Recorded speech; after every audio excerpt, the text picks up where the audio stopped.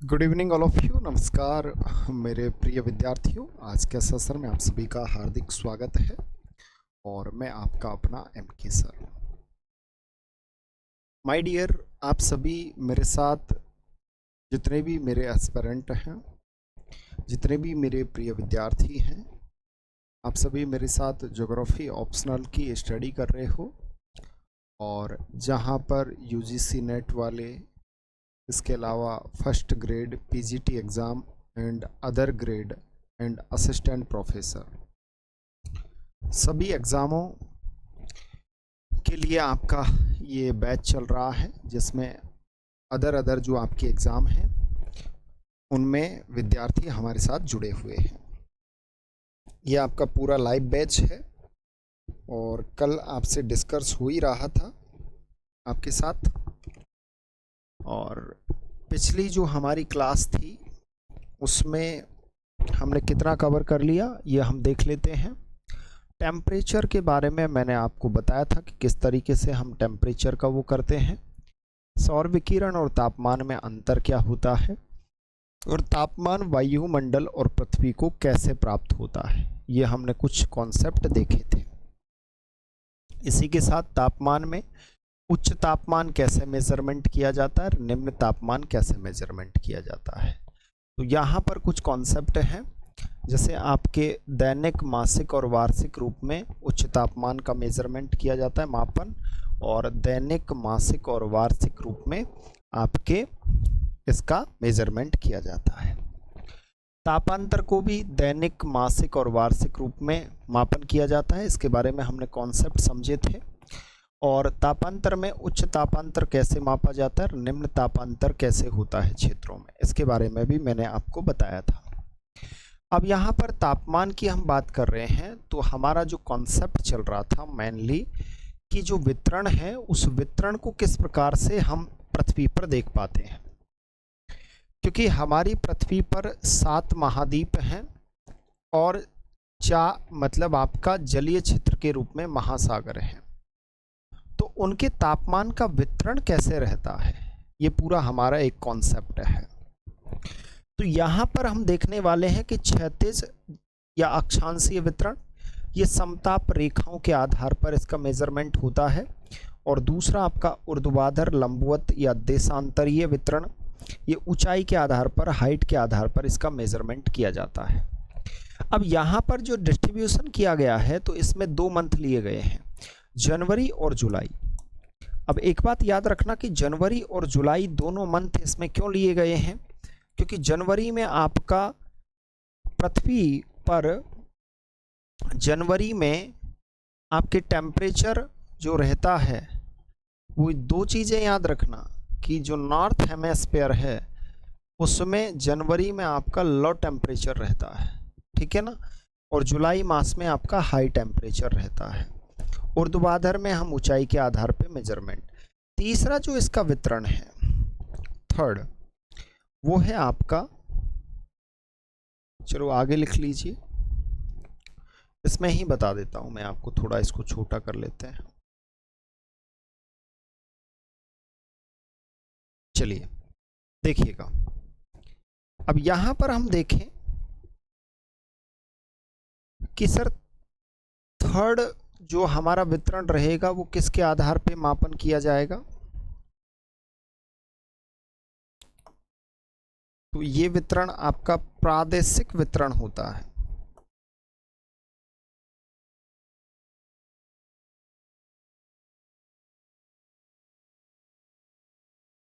कि जो आपके महाद्वीप और महासागर क्षेत्र हैं उनका ये प्रादेशिक वितरण है। प्रदेश के आधार पे यहाँ पर हम तापमान का मापन करते हैं। अब यहाँ पर तापमान का मापन करते हैं, लेकिन पृथ्वी को क्या किया गया है कि आपके 3 जलवायु में बांटा गया है। अब वो कैसे बांटा गया है वो हम आपको बताते हैं, क्योंकि यहाँ पर प्रादेशिक वितरण एक प्रकार से आपका क्षैतिज वितरण ही है। कैसा है? क्षैतिज वितरण ही है, इसे क्षैतिज वितरण ही कहते हैं। मतलब ये अक्षांश रेखाओं के आधार पर हम जलवायु कटिबंधों का निर्धारण करते हैं और जलवायु कटिबंधों का जो निर्धारण करते हैं वो अक्षांश रेखाओं के आधार पर किया गया है। जैसे हम एक मैप के माध्यम से इस पूरे कॉन्सेप्ट को समझना चाहें तो ये आपकी पूरी पृथ्वी है। इस पृथ्वी में आपको पता है कि सर पृथ्वी की एक काल्पनिक आकृति ग्लोब है और इस ग्लोब को हम दो भागों में बांट देंगे। तो ये जो रेखा है ये आपके 0 डिग्री रेखा है जो आपकी ग्लोब को दो भागों में बांटती है। एक बात याद रखना कि पृथ्वी पर अक्षांश रेखाओं का जो निर्धारण किया गया है वो निर्धारण इसलिए किया गया है जलवायु की जानकारी लेने के लिए, जलवायु के कारकों की जानकारी लेने के लिए। जैसे आपके तापमान है, आपका वायु दाब है, आपकी आर्द्रता है, आपकी शुष्कता है। तो इन सभी की जानकारी लेने के लिए हमने क्या किया, अक्षांश रेखाओं का निर्धारण किया पृथ्वी पर। अगर वास्तविक रूप में आप पृथ्वी को देखोगे तो आपको कहीं पर भी अक्षांश रेखाएं नहीं दिखाई देंगी। तो इसका मतलब ये है कि एक अक्षांश रेखाएं काल्पनिक होती हैं। तो अक्षांशों के आधार पे जलवायु क्षेत्रों को कटिबंधों में बांटा गया है, जोनों में डिवाइडेड किया गया है। तो यहाँ पर 0 डिग्री है, 0 डिग्री के जस्ट ऊपर आओगे तो यहाँ पर एक कटिबंध तो ये है आपका और दूसरा कटिबंध ये है, ठीक है। इधर एक कटिबंध ये है और दूसरा जोन ये है, ठीक है। यहाँ पर 0 डिग्री से आप उत्तर की ओर चलोगे तो यहाँ पर 23.5 डिग्री आएगा और दक्षिण में भी आपका 23.5 डिग्री आएगा क्योंकि जलवायु लगभग समानांतर होती है। यहाँ पर 66.5 डिग्री नॉर्थ हेमेस्फीयर में और यहाँ पर भी आपके 66.5 डिग्री। एक बात याद रखना कि ये आपकी इक्वेटर है। क्या है? इक्वेटर। यानी इस रेखा को हम भूमध्य रेखा कहते हैं। तो ये आपकी भूमध्य है, उसके बाद ये आपकी कर्क है, इधर यहाँ पर आपकी मकर है दक्षिणी साउथ हेमेस्फीयर में, और यहाँ पर आपका अंटार्कटिक वृत्त है। ये पहले भी मैंने आपको समझा दिया था। और दूसरा आपका आर्कटिक वृत्त है, क्योंकि ये 66.5 डिग्री की जो रेखा है, अक्षांशीय रेखा, लैटिट्यूड लाइन, ये आपके बेसिकली जो नॉर्थ हेमेस्फीयर में 66.5 डिग्री की जो लाइन है वो तो गुजरती है आपके आर्कटिक महासागर से, और साउथ हेमेस्फीयर में जो आपके 66.5 डिग्री की अक्षांश रेखा है वो गुजरती है आपके अंटार्कटिक महाद्वीप से। तो इसीलिए इनका, क्योंकि बेसिकली क्या है कि पृथ्वी गोल है, और जब इन रेखाओं का निर्धारण किया जाता है वास्तविक रूप में मानचित्र पर, ग्लोब पर, तो पूरा एक वृत्त बनता है, इसीलिए इसका नाम वृत्त रखा गया है। आगे जब चलोगे तो आपको पता है कि सर यहाँ पर 90 डिग्री आ जाएगा, 90 डिग्री अक्षांश ये आपका साउथ का है, और यहाँ पर आपका 90 डिग्री अक्षांश आ जाएगा, ये आपका नॉर्थ का है। अब बेसिकली क्या है कि यहाँ पर आपके जलवायु जोन बनाए गए हैं, क्लाइमेट जोन बनाए गए हैं। यहाँ पर सूर्य वर्ष भर रहता है 0 डिग्री से 23.5 डिग्री नॉर्थ एंड 0 डिग्री से 23.5 डिग्री साउथ में। तो यहाँ पर सूर्य की किरणें सीधी पड़ती हैं, इसलिए यहाँ पर जो क्लाइमेट है वो उष्ण होता है। कैसा होता है? उष्ण। यहाँ पर क्लाइमेट आपको ट्रॉपिकल मिलेगा। अब ट्रॉपिकल क्लाइमेट होने के कारण इसे उष्ण जलवायु क्षेत्र के नाम से जाना जाता है। तो इसे उष्ण कटिबंध कहते हैं। तो नॉर्थ में उष्ण है तो साउथ में भी उष्ण कटिबंध हो जाएगा आपके,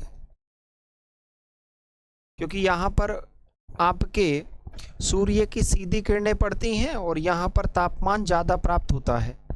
बेसिकली इक्वेटर पर ज़्यादा तापमान नहीं होता, 23 डिग्री के आसपास के क्षेत्रों में ज़्यादा तापमान होता है, क्योंकि इक्वेटर पर वर्षा होती है। आगे के कॉन्सेप्ट जैसे जैसे इंटरकनेक्ट होते जाएंगे वैसे वैसे आपको समझ आती जाएगी चीज़ें। इसके 23.5 डिग्री के जस्ट ऊपर जाओगे तो यहाँ पर सूर्य की तिरछी किरणें पड़ती हैं, तो यहाँ पर तापमान कम प्राप्त होगा, तो निश्चित तौर पे ठंडी जलवायु होगी। तो इसे शीतोष्ण कटिबंध कहते हैं। ये आपका शीतोष्ण कटिबंध होता है। ऐसा ही आपका कटिबंध साउथ में है, जिसे शीतोष्ण कटिबंध कहेंगे। यहाँ पर सूर्य की सीधी किरणें नहीं पड़ती हैं इस क्षेत्र में, 23.5 डिग्री से लेकर 66.5। आगे जाके मैं आपको मैप में भी समझाने वाला हूँ कि कौन सा 23.5 डिग्री से 66.5 डिग्री के बीच में कौन कौन से देश आ रहे हैं। क्योंकि आप किसी भी स्तर का एग्ज़ाम दो, कॉन्सेप्ट की समझ तो आपके अंदर पूरी होनी चाहिए। और मेरा मानना ये भी है कि शिक्षक वो ही बेहतरीन है, मार्गदर्शक वो ही बेहतरीन है जो विद्यार्थी को हर सिचुएशन में परिपक्व कर दे। तो जब आप हर सिचुएशन में एकदम रेडी हो तो आप किसी भी पेपर को कम समय में क्रैक कर सकते हो। तो यहाँ पर आपको पता लगा, इधर आपके किरणें बहुत कम, मतलब एक तो लंबी दूरी तय करनी पड़ती है सौर विकिरण को, और यहाँ पर तुमको पता है कि 6 माह का डे होता है, 6 मंथ की नाइट। तो यहाँ पर आपके शीत कटिबंध मिलेगा, बहुत कम तापमान प्राप्त होता है इस क्षेत्र में, इसमें भी आपका शीत कटिबंध मिलेगा। और बेसिकली मैंने इसका ग्राफ आपको पहले समझा रखा है कि कितना तापमान प्राप्त होता है, तो ये आपको समझ आया होगा। तो बेसिकली क्या है, टेम्परेचर के आधार पे कटिबंध बनाए गए हैं जलवायु के। तो ये 3 जोन हैं आपके। कितने जोन हैं? 3 जोन हैं। कौन कौन से? एक उष्ण है, एक शीतोष्ण है और एक शीत है। तो ट्रॉपिकल, टेम्परेट और कोल्ड रीजन, ये आपके 3 कटिबंध हैं प्रादेशिक वितरण के आधार पे। तो हम आगे जाके इंटरकनेक्ट करेंगे इसको मैप के माध्यम से। तो मैप में पूरा जो आपका मैपिंग होगा उसको आप आसानी से समझ सकोगे। आगे हम बात करते हैं कि सर तापमंडल कितने हैं पृथ्वी पर। ये सबसे महत्वपूर्ण बात है। काफ़ी बार तो विद्यार्थियों को ये पता नहीं होता कि हमारी पृथ्वी पर तापमंडल कितने हैं। तो बेसिकली बात ये है माय डियर कि यहाँ पर आगे का जो कॉन्सेप्ट रहेगा वो तापमंडल के बारे में देखने वाले हैं। देखिएगा, ये तो आपके जलवायु कटिबंध हो गए। प्रादेशिक वितरण में देखो 2 चीजें आपको पढ़नी है। जो आपका प्रादेशिक वितरण है,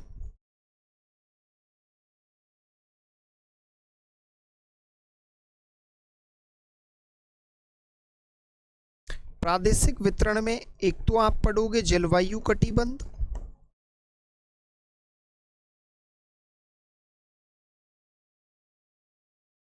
कि पृथ्वी का कौन सा क्षेत्र है जहां पर किस प्रकार की जलवायु मिलती है, और दूसरा आप पढ़ोगे तापमंडल।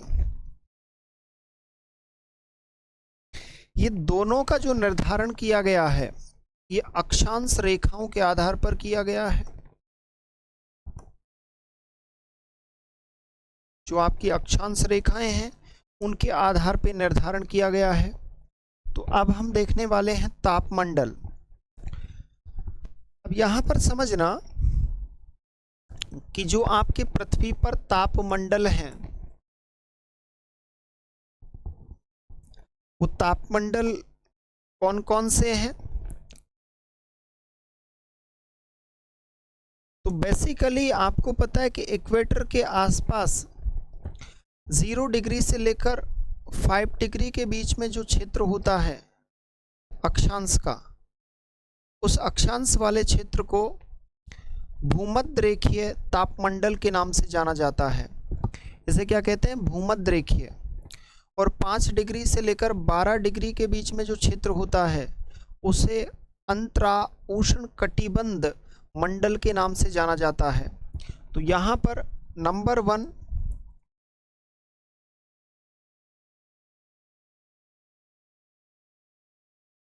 भूमध्य रेखीय तापमंडल है।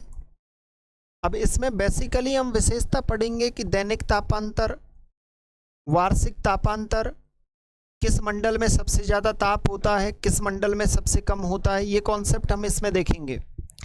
दूसरा है आपका सेकंड जो तापमंडल है उसका नाम है अंतरा उष्ण तापमंडल, जिसको बोलते हैं ये आपका अंतरा उष्ण तापमंडल है। इंटरट्रॉपिकल जो टेम्परेचर जोन है उसके जस्ट ऊपर जब आप जाओगे तो वहां पर आपको उष्ण तापमंडल मिलेगा। कौन सा मिलेगा? उष्ण तापमंडल।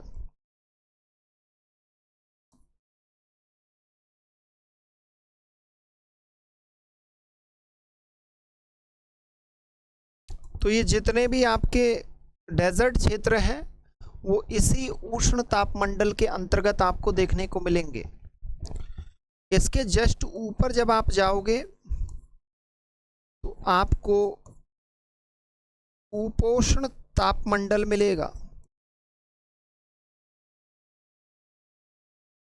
और उपोष्ण तापमंडल के बाद जस्ट जैसे ही आपके, जैसे हम बात करें कि उष्ण कटिबंध जो क्षेत्र होगा उसमें आपके भूमध्य रेखीय तापमंडल, अंतरा उष्ण तापमंडल, उष्ण तापमंडल और कुछ हिस्सा उपोष्ण तापमंडल का मिलता है, याद रखना।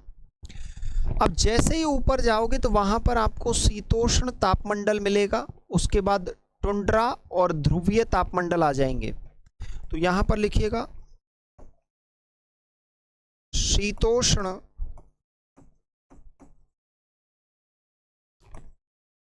तापमंडल, उसके बाद आपका टुंड्रा तापमंडल आएगा, और टुंड्रा के बाद आपका जो 7 नंबर का आएगा उसे ध्रुवीय तापमंडल कहते हैं। अब बेसिकली इसका ही रूप है, जलवायु कटिबंध हैं उनको ही तापमंडलों में डिवाइडेड किया गया है। तो आपको पता लगा कि सर उष्ण जो कटिबंध है उसमें भूमध्य रेखीय तापमंडल मिलता है, अंतर उष्ण तापमंडल मिलता है, उष्ण तापमंडल और उपोष्ण का कुछ हिस्सा मिलता है। उसके बाद उपोष्ण का कुछ हिस्सा शीतोष्ण में है, तो शीतोष्ण जलवायु में उपोष्ण का कुछ हिस्सा मिलेगा और कुछ आपका पूरा आपका शीतोष्ण, और कुछ भाग आपके टुंड्रा का मिलेगा। 66.5 के आसपास का ये क्षेत्र टुंड्रा प्रदेश कहलाता है, और इसके जस्ट नीचे ऊपर की तरफ जब चलोगे तो वो आपका ध्रुवीय तापमंडल आ जाएगा जहाँ पर सबसे कम तापमान होता है। तो ये बेसिकली मैं आपको पूरा कॉन्सेप्ट ये समझाऊंगा, एक एक चीज़ को समझाऊंगा। पहले मैं आपके दिमाग में इमेजी जो इमेज हैं उन इमेजों को आपके दिमाग में क्लियर कर रहा हूं, सबसे पहला काम। अब आगे चलिएगा, ये जो आपके तापमंडल हो गए, प्रादेशिक वितरण आपने समझ लिया पूरा कॉन्सेप्ट। अब हम आगे चलते हैं और प्रभावित करने वाले कारकों के बारे में देखते हैं। प्रभावित करने वाले कारक,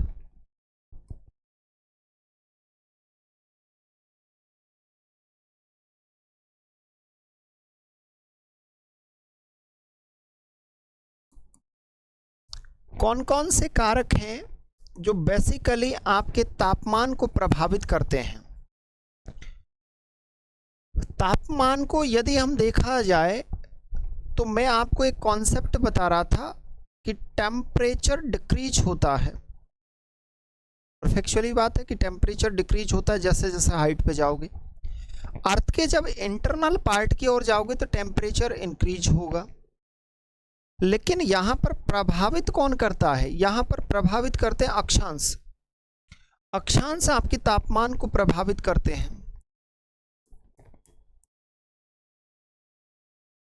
अब आपने शुरुआत से मेरी जितनी भी क्लासेज हैं टेम्परेचर एंड हीट बजट पर, और एक एक कॉन्सेप्ट मैंने आपका क्लियर किया होगा, तो मैंने आपको कॉन्सेप्ट समझाया था कि आपके इक्वेटर पर जो सोलर रेडिएशन है वो सबसे ज़्यादा प्राप्त होता है, लेकिन इक्वेटर के आसपास का क्षेत्र ज़्यादातर जलीय क्षेत्र है। तो जलीय क्षेत्र में संवहनीय तरंगों के माध्यम से जल वाष्प के रूप में परिवर्तित होकर वायुमंडल की परतों में चला जाता है और क्षोभ मंडल में जाके संघनन हो जाता है और उसके बाद आपके क्लाउड्स का निर्माण होता है और फिर आपके रेनफॉल होती है। तो ओरिजिनली में यह है कि यहाँ पर सोलर रेडिएशन तो आ रहा है लेकिन यहाँ टेम्परेचर इतना नहीं है। अब उसी चीज को आप अक्षांशों के रूप में देखोगे तो आपके 15 डिग्री से लेकर 30 डिग्री जो लैटिट्यूड है, अक्षांश है, उसके बीच में आपके सोलर रेडिएशन प्राप्त हो रहा है पृथ्वी को, लेकिन वहां पर स्थलखंड की अधिकता होने के कारण वाष्प के रूप में कहीं पर भी जलीय भाग नहीं है, इसलिए सबसे ज़्यादा टेम्परेचर 15 डिग्री से लेकर और आपके 30 डिग्री के बीच में होता है बेसिकली। और आपको सबसे ज़्यादा जो डेजर्ट क्षेत्र मिलेंगे वो भी इसी क्षेत्र में मिलेंगे। जैसे जैसे आप ऊपर चलते जाओगे लैटिट्यूड में तो वैसे वैसे आपका टेम्परेचर गिरता जाएगा, क्योंकि 23.5 डिग्री के दोनों जो बहुत हेमिस्फीयर हैं उन दोनों हेमिस्फीयर में आपके सूर्य की सीधी किरणें पड़ रही हैं, लेकिन बाकी जो ऊपर का हिस्सा है 23.5 डिग्री से 66, वहाँ पर सूर्य की किरणें तिरछी हो जाती हैं और उसके बाद 66 के बाद आपके 90 डिग्री तक तो और ज़्यादा तिरछी हो जाती है, मतलब लंबी दूरी तय करनी होती है सूर्य की किरणों को, सौर विकिरण को। तो इसके कारण इस क्षेत्र को कम तापमान प्राप्त होता है। तो अक्षांश आपके टेम्परेचर को प्रभावित करता है। अक्षांश के साथ समुद्र तल से ऊंचाई भी आपके तापमान को प्रभावित करती है। दूसरा कारक कौन सा है?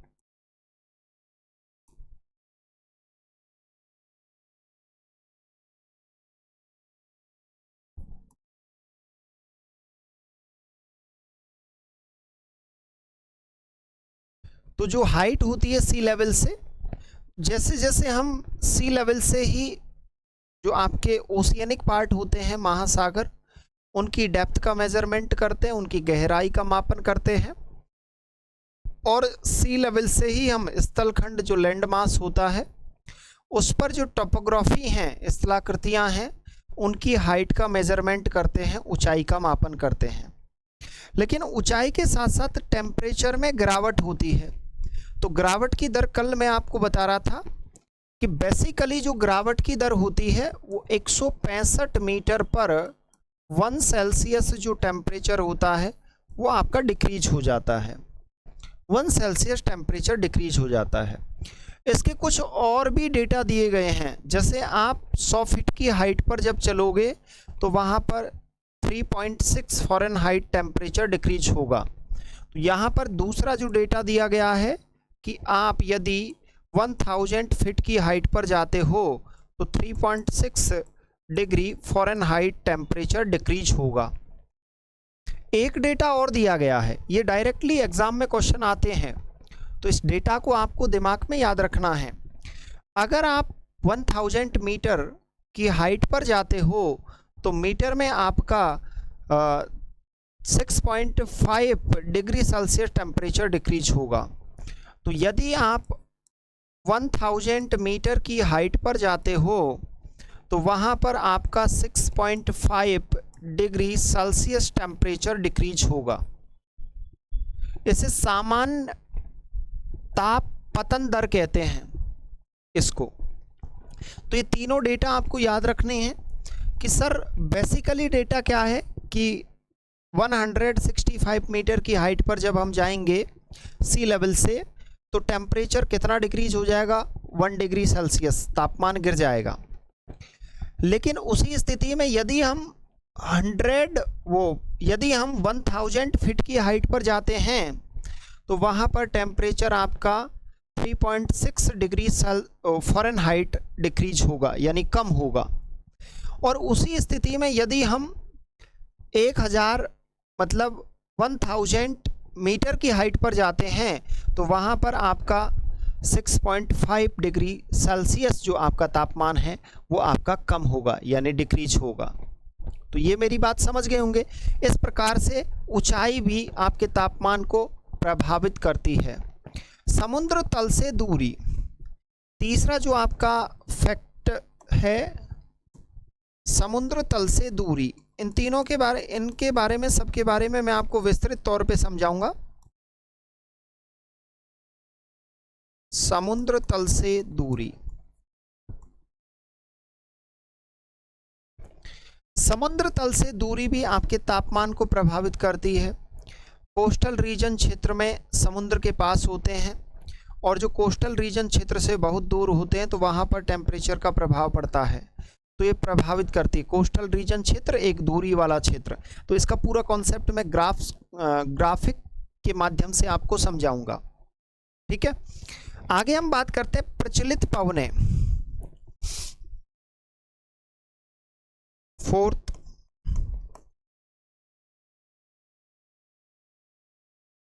प्रचलित पवनें। प्रचलित पवनें क्या होती हैं कि जैसे किसी क्षेत्र में वहाँ की गर्म जलवायु है, लेकिन उस क्षेत्र में आपके कॉल्ड विंड चल रही है, तो निश्चित तौर पे उस क्षेत्र को कॉल्ड रीजन बना देगी। और अगर कोई क्षेत्र है वो आपका वार्म रीजन है, और वहाँ पर ऐसे समझिए कि वो कॉल्ड रीजन है और वहाँ पर वार्म विंड चल रही है, तो वहाँ पर उसको वार्म रीजन बना देगी।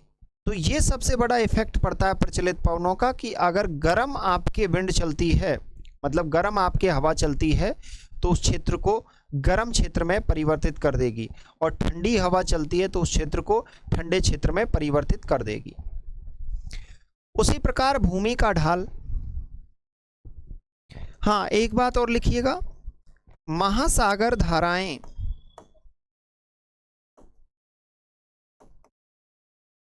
ये क्वेश्चन आए हुए हैं, और क्वेश्चन कैसे आया है कि कौन सा तापमान का प्रभावित कारक नहीं है।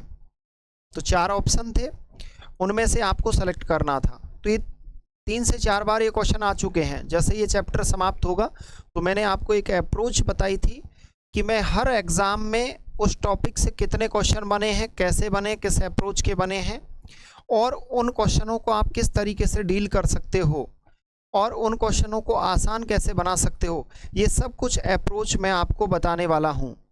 और इसी बैच में आपको एक एक टॉपिक के बारे में पूरा डिटेल से एनालिसिस के साथ उसके जितने भी क्वेश्चन हैं वो सभी क्वेश्चनों को मैं आपको डिटेल से करवाऊँगा।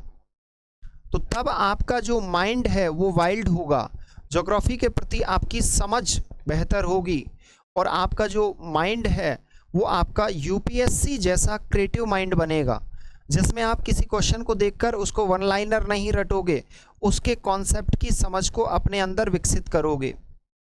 तो यहाँ पर आपको समझ आया होगा कि महासागरीय धाराएं जिस तटीय भाग के पास आपके गर्म जलधाराएं चलती हैं महासागरों की, तो उस तटीय क्षेत्र को गर्म कर देती हैं, वहाँ का टेम्परेचर ज़्यादा होता है।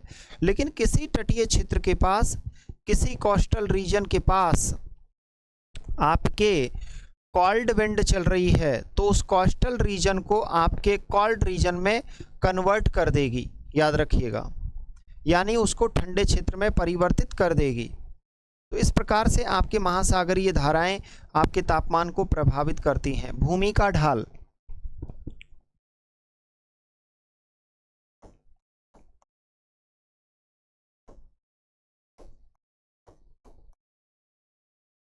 भूमि का ढाल, अगर मान लो आपके भूमि का ढाल सोलर रेडिएशन के सामने है, सूर्य के सामने है, सौर विकिरण के सामने, तो उसको ज़्यादा रेडिएशन प्राप्त होगा, विकिरण ज़्यादा प्राप्त होगा। और जैसे उसको विकिरण ज़्यादा प्राप्त होगा तो निश्चित तौर पे जो भी चट्टान है जिसका ढाल है वो चट्टान ज़्यादा टेम्परेचर प्राप्त करेगी, ज़्यादा टेम्परेचर प्राप्त करेगी तो निश्चित तौर पे गर्म होगी। लेकिन दूसरे भागों में जो पीछे वाला भाग है वो कम टेम्परेचर प्राप्त करेगा। तो ढलानी भाग भी तापमान को प्रभावित करता है। मेघ और वर्षा, लास्ट जो आपका है नंबर 7,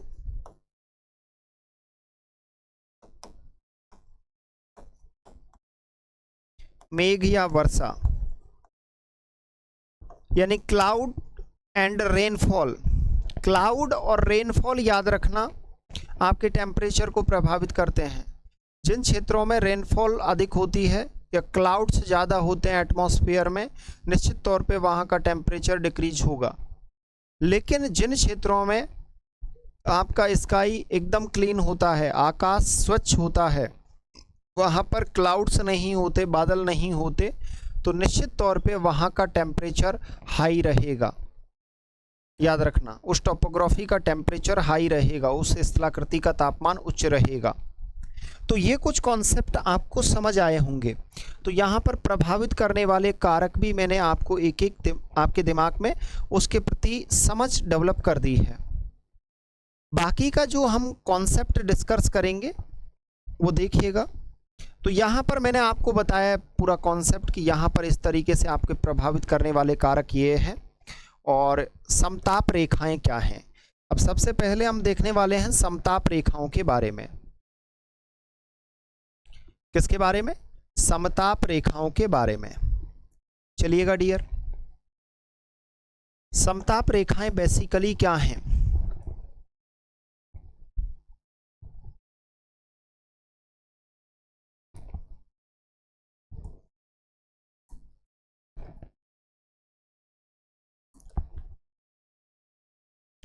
एक बात आपको याद रखनी है कि इनको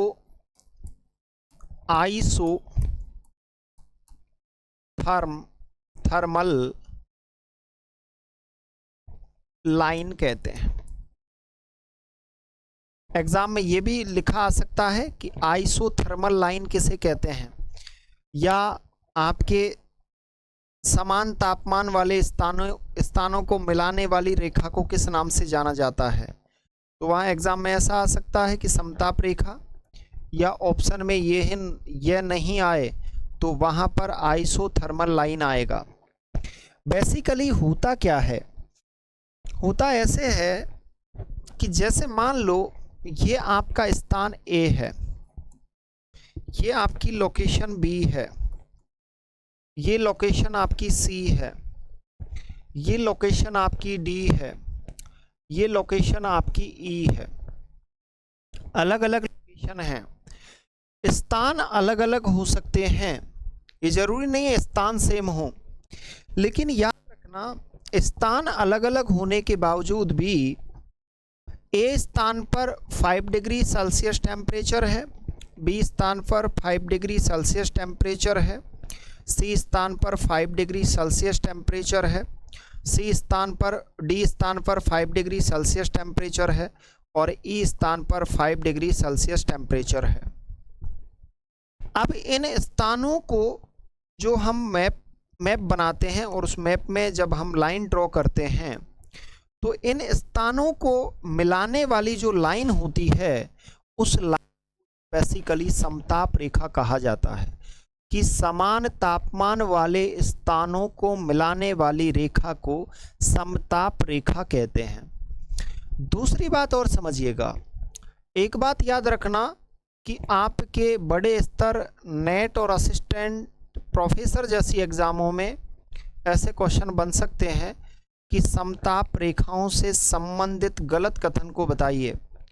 एक कथन ये कह रहा है कि समान तापमान वाले स्थानों को मिलाने वाली रेखा को समताप रेखा कहते हैं। बी कथन ये कह रहा है कि समान स्थानों के तापमान को मिलाने वाली रेखा को समताप रेखा कहते हैं। तो इसमें राइट क्या होगा? स्थान समान नहीं होते हैं, स्थान अलग अलग होते हैं, स्थानों पर जो तापमान है वो समान रहता है, तो इसीलिए इसे समताप रेखा कहते हैं। तो देखो, A को हमने B से मिला दिया, B को हमने C से मिला दिया, C को हमने D से, और D को हमने E से। तो ये जो लाइन ड्रॉ हो मैप में, लाइन को हम समताप रेखा कहते हैं। क्या कहते हैं? समताप रेखा कहते हैं। ये आपकी बेसिकली समताप रेखा है। इसी समताप रेखा के आधार पे तापमान का एक वितरण निर्धारित किया है, जैसे अक्षांशीय या क्षैतिज वितरण कहते हैं, क्योंकि ये रेखाएं आपके लैटिट्यूड होती हैं, ये आपके लैटिट्यूड होती हैं, ये आपके हॉरिजॉन्टल होती है, न कि वर्टिकल। तो एक बात याद रखना कि पहली जो आपको फर्स्ट बिंदु इसमें याद रखना है वो क्या याद रखना है कि समताप रेखाएं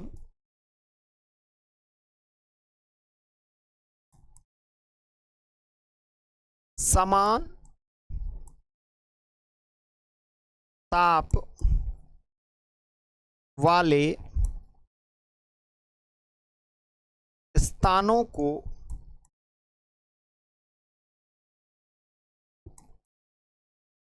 मिलाती हैं। तो समान ताप वाले स्थानों को मिलाएंगी, लेकिन स्थान समान नहीं होंगे, याद रखना। दूसरा बिंदु क्या लिखोगे कि स्थान की स्थिति समान नहीं होती है। तापमान समान हो सकते हैं लेकिन स्थान अलग अलग रहेंगे। एक बात याद रखना, समताप रेखाएं क्षैतिज होती हैं। समताप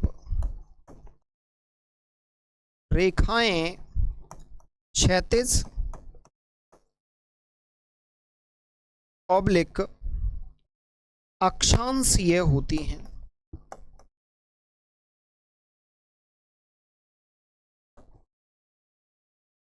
ये ऊर्ध्वाधर नहीं होती, वर्टिकल नहीं होती है, याद रखना। ये वर्टिकल नहीं होती है, यहां पर लिखना, यह रेखाएं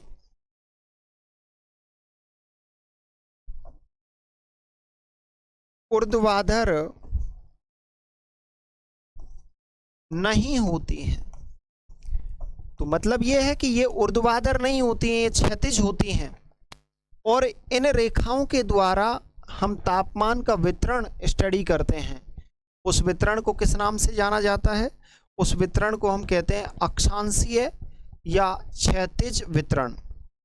ठीक है, तो ये मैंने आपको कॉन्सेप्ट बताया। अब इसके अदर जो कॉन्सेप्ट हैं वो हम कल की क्लास में आपके साथ डिस्कस करेंगे। माय डियर, आप डेली सेशन में बने रहिए, और यदि आपको टाइम नहीं मिलता है तो आप बाद में रिकॉर्डेड क्लास को देख लिया करो, ऐसा कोई इशू है नहीं। लेकिन फिर भी कोशिश किया करो कि आप लाइव आओ, जिससे आपके क्वेश्चन उसी समय जो बन रहे हैं उनके साथ आपके साथ मतलब जुड़कर और उन क्वेश्चनों को मैं अच्छे से आपको समझा सकूं। प्रत्येक कॉन्सेप्ट के साथ मैं आपको ये भी समझाऊंगा क्लास में। पूरा आपका जो बैच चल रहा है, मैंने प्रत्येक जो भी आपको टॉपिक पढ़ाया है उस प्रत्येक टॉपिक में मैंने ये समझाने का कोशिश किया है आपको कि इस प्रकार से भी इस कॉन्सेप्ट को आप समझ सकते हो, ऐसा भी क्वेश्चन बन सकता है।